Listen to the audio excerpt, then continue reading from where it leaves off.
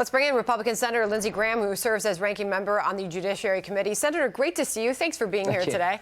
We look back at a tweet that you put out. This was dated March 16, 2021, Senator. In 1936 Olympics, in many ways, legitimized Hitler's Germany to the detriment of millions of Jews and other oppressed by the Nazis. In 2022, you write, it will be the Uyghurs and freedom itself oppressed by the Chinese communists. Not exactly the venue to uphold the Olympic spirit. So you were waving the red flag then, back in March. But I'll ask you, if President Biden's going far enough with this diplomatic boycott, or should he go as far as your colleague, Senator Tom Cotton, says the athletes shouldn't go either? Listen. I mean, China will take hostage and disappear one of its own tennis stars and trot her out for hostage videos. What will they do to one of our athletes? We should not be sending them to compete in the games of a country that is committing genocide. Do you believe the athletes should still go? Yeah, I think we should do everything we can to marginalize the Olympics held in China because of Chinese behavior. You know, I like the Olympics as much as anybody else, but if you could go back in history and knowing what we know now, was it a good idea to allow the Olympics to be held in Berlin? Did it legitimize the Nazi regime? I think it did.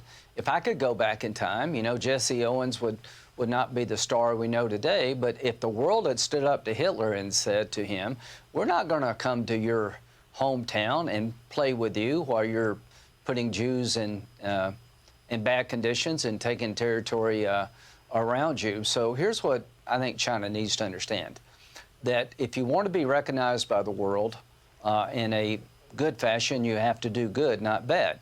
Quit destroying their agreement you made with Hong Kong. When the British left Hong Kong and turned it back over to China, there was an agreement to allow democracy to flourish in Hong Kong. They've broken that agreement. They have disputes with their neighbors like Vietnam and the Philippines, and they're using military force, the threat of it, to make a territorial claim. They're talking about invading a democracy called Taiwan that we've stood behind for all these years. What's at risk here? If we don't stand up for Taiwan and the Ukraine, then we're really not standing up for democracy. The Ukrainians gave up nuclear weapons in the late 90s with the understanding if they give up their nukes, the world will guarantee their territorial integrity. So what does it matter to you if Putin goes in the Ukraine? It sets in motion people taking property of others by force of arms. What does it matter when a mob comes into a store and cleans the place out and nobody gets prosecuted? You can't do business. You can't walk down the streets when you lose control of public safety. The same is true in the international community. When you allow China to be rewarded by holding the Olympic Games in spite of the behavior, you will get more bad behavior. I'll take your segue into those other two topics in just a moment, but do we put you down for a senator currently urging the Biden administration to ban the athletes from going?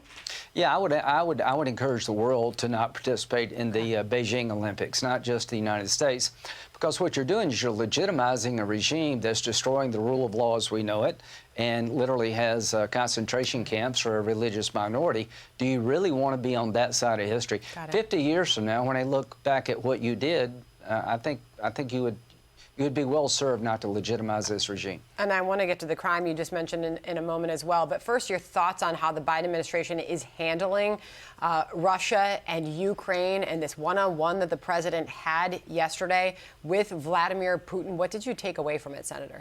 Well, I think the reason that these troops are on the border is they're testing Biden. I think after Afghanistan, he put in motion bad guys trying to test him at every turn. So what would I do if I were President Biden? I would tell Putin, it's just not me that you're going to get upset with. It's the entire Congress.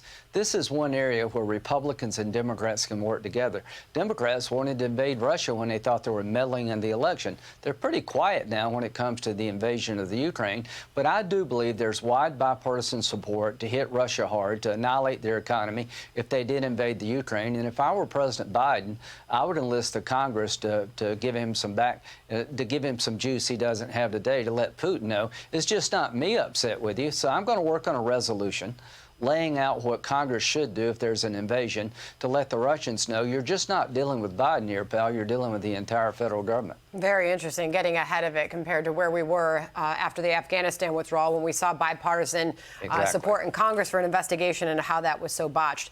Senator, lastly, I want to ask you about this. This is an ABC News headline. I'll put it up on the screen here. It's just crazy. 12 major cities hitting all-time homicide records. It's worse than a war zone around here lately. This is a police official quoted in that ABC News piece. It's Enterprise reporting on their part, but they dug into the numbers here, and that is astounding. We'll put the 12 cities up on the screen that are dealing with these record homicide rates, and it breaks your heart. Baton Rouge, Philadelphia, Louisville, Tucson, Portland. I mean, these cities are battling record crime rates, Senator. What are we doing about it? Well, the people in charge of the cities have sent a signal to criminals that you can pretty well get away with it. When you condone lawless behavior, you get more of it. Can you imagine the Russians threatened the Ukraine when Ronald Reagan was president, or Donald Trump? The point I'm trying to make is that political leadership matters. We're losing the streets in these major cities because criminals no longer fear the law. The cops are more afraid of politicians than they are the criminal. The public is very frustrated. That's why we're doing well. But there's one topic you hadn't mentioned that's worse than all of these combined. Iran is on the verge of breaking out and acquiring a nuclear weapon. If the Iranian regime gets a nuclear weapon, all the Arabs in the Mideast will want a nuclear weapon. We'll have a nuclear arms race, and the survivability of Israel is at risk. So you need to add that to your list. Not only is it the Ukraine losing control of the streets, Taiwan, the Iranians are about to test Biden. They're going to break out and get a bomb if we don't do something about it. And it all goes back to weakness. When you're weak in one area, you pay a price in every other area, and it started with Afghanistan. Real quick, I've only got 5 seconds left, but you just referenced, I imagine that's why we're doing well. I imagine that was a reference to your party doing well. Ronna McDaniel was on with us top of the last hour predicting a red wave in 2022. Real quick, your prediction based on what's happening. A wipeout. Big statement. Senator, thank you. Thank you. All right, John. I'm Steve Ducey. I'm Brian Kilmeade. And I'm Ainsley Earhart. And click here to subscribe to the Fox News YouTube page to catch our hottest interviews and most compelling analysis.